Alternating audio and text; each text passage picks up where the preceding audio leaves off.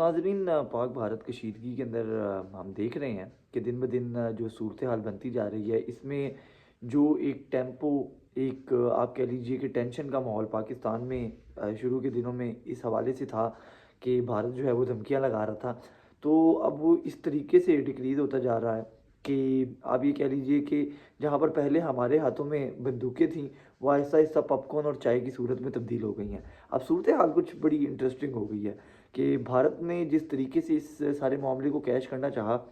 वो तो ख़ैर नहीं हो सका। आलमी दुनिया के अंदर जिन बड़े प्लेयर्स को उसने शामिल करना चाहा, उन्होंने भी न्यूट्रल रहने की बात की, चाहे वो अमेरिका है, चाहे वो बरतानिया है। लेकिन कुछ बड़े प्लेयर्स जो हैं, वो बजाय भारत के साथ जाने के पाकिस्तान के हक़ में जो है वो सामने आ गए हैं। और ये इस वक़्त भारत के अंदर जो है वो हम देख रहे हैं कि इंतहाई जो है वो संजीदगी, टेंशन और डर का माहौल जो है वो बना दिया है उसने। अब आपको मैं एक और चीज़ बताता चलूँ कि आप आइंदा आने वाले कुछ दिनों में देखेंगे कि भारत की अंदर वो जो अग्रेसिवनेस थी, वो कम होती दिखाई देगी। और अब उसके उनके मीडिया चैनल्स में भी डिस्कशन ये होगी कि क्या किया जा सकता है कि अगर मुख्तलिफ फ्रंट से हमारे ऊपर जो है वो अटैक हो। यहाँ जहाँ पर आपने देखा कि पिछले डेढ़ हफ्ते में भारतीय मीडिया जो है वो ये कह रहा था कि हम किस तरीके से पाकिस्तान पर हमला करेंगे। अब वो ये डिस्कस करेगा, आप आइंदा आने वाले दिनों में देखेंगे भी, और वो आपसे शुरू हो गया है कि वो पिच उनकी जो है वो तब्दील होते हुए इस तरफ उनके मुद्दे आ जाएंगे कि अगर भारत पर हमला होता है तो हमें क्या करना चाहिए और हमें किस तरीके से दुनिया के सामने जो है वो अपने मामलात को सेटल करना चाहिए। तो उसके अंदर रीज़न क्या बनी? उसके अंदर रीज़न ये बनी कि जिस तरीके से 10 दिन में गुज़िश्ता 10-12 दिन में ये जंगी माहौल बनाया गया, उसके अंदर जब पाकिस्तान ने पहले बड़े प्यार से कहता रहा कि भई हम मज़म्मत करते हैं, हम आपसे सबूत माँगते हैं, हमने नहीं किया है, लेकिन भारत वो मानने को तैयार नहीं था। और भारत को लगा कि गुज़िश्ता 70 साल में जो पॉलिसी पाकिस्तान की रही है कि वो डिफेंसिव मोड में रहेगा, पैसिव मोड में रहेगा और ये कहता रहेगा देखें हमने नहीं किया, सबूत दिखाएँ, देखें हमने नहीं किया, सबूत दिखाएँ। और भारत जो है वो ये इल्ज़ाम अपनी मीडिया वॉर के ज़रिए लगा के दुनिया को जो है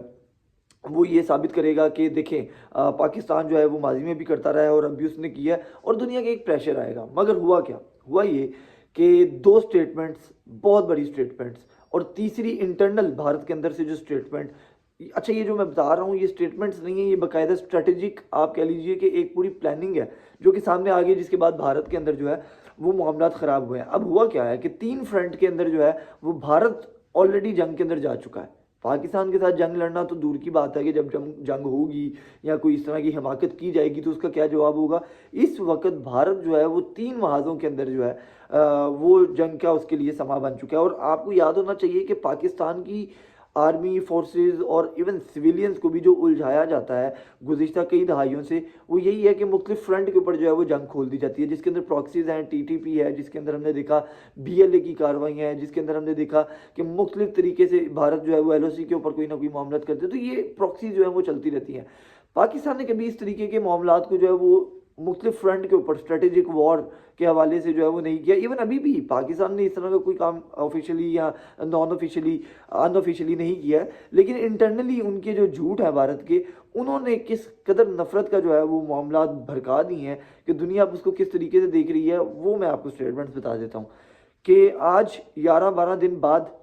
चाइना जो है वो बड़ा कैटेगोरिकली सामने आ गया है कि अगर किसी भी सूरत पे पाकिस्तान पर हमला होता है तो चाइना पाकिस्तान का साथ देगा और पाकिस्तान के दिफा और सालमियत के लिए जो है वो बाकायदा तौर पे फ्रंट फुट पे आएगा। चाइना की ये कैटेगोरिकल स्टेटमेंट आई है। उसके बाद जो है वो भारत के अंदर जो इस वक्त तमाम उनके टीवी चैनल्स हैं, उनके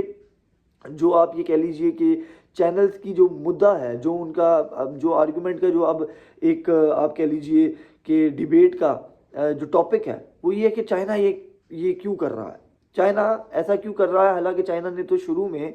जो है वो भारत के इस हमले, पहलगाम हमले के ऊपर जो है वो मजम्मत की थी। तो हमने कल भी उनके एक टीवी चैनल पर जाकर कहा, जब हमसे ये सवाल हुआ कि भाई मजम्मत तो हमने भी की थी,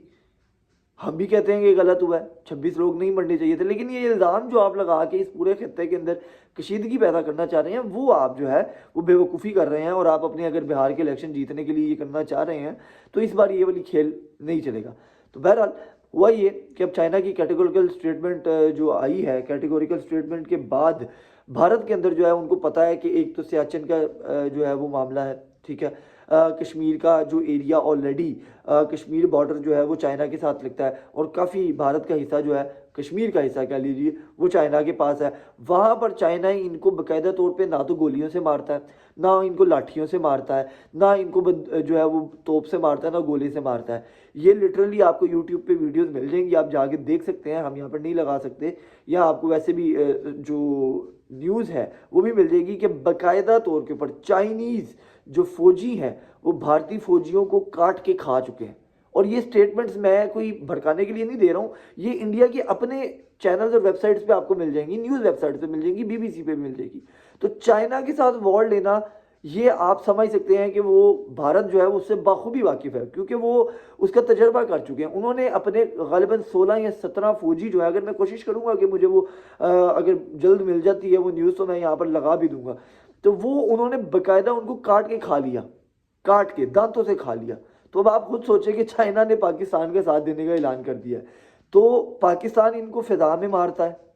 चाइना इनको काट के खाएगा, तो ये लड़ेंगे कैसे। तीसरी तरफ क्या हुआ कि जिनके ऊपर 50 साल की इन्होंने इन्वेस्टमेंट की, बांग्लादेश, उस बांग्लादेश के साबिक जर्नैल, और वो साबिक जो जर्नैल हैं वो कोई नॉर्मल जर्नैल नहीं है, वो बॉर्डर एरिया के हेड रह चुके हैं,